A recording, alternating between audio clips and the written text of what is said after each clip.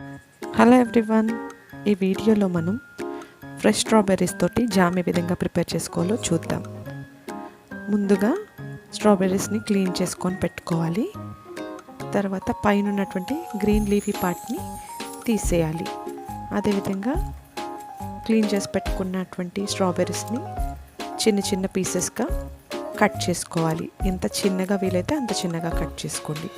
తర్వాత stove on చేసుకొని pan పెట్టుకొని ప్యాన్ హీట్ అయిన తర్వాత మనం కట్ చేసి పెట్టుకున్నటువంటి స్ట్రాబెర్రీ పీసెస్ ఉన్నాయి కదా, వాటిని ప్యాన్లోకి యాడ్ చేసుకోవాలి.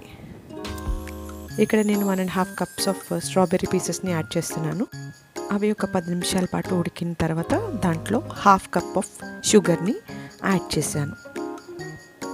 ఈ విధంగా కలుపుకుంటూ స్ట్రాబెర్రీ పీసెస్ అన్నిటిని కూడా కొంచెం మ్యాష్ చేసుకోవాలి. మీరు పీసెస్ ఎంత చిన్నగా కట్ చేసుకుంటే అంత త్వరగా పని అయిపోతుంది.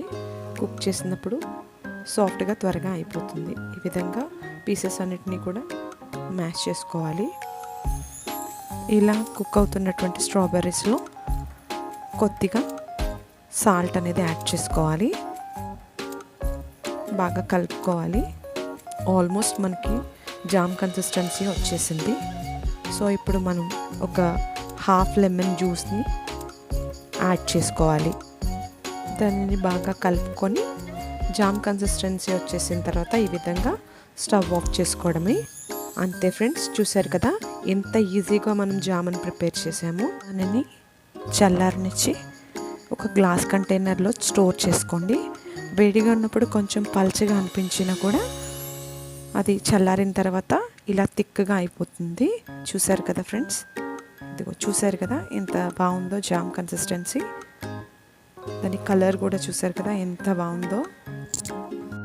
మనం దీంట్లో ఎటువంటి కలర్ కానీ ప్రిజర్వేటివ్స్ కానీ ఎలాంటి జెలాటిన్ కానీ ఏమీ యాడ్ చేయలేదు. అయినప్పటికీ చూసారు కదా ఫ్రెండ్స్ ఎంత బాగుందో.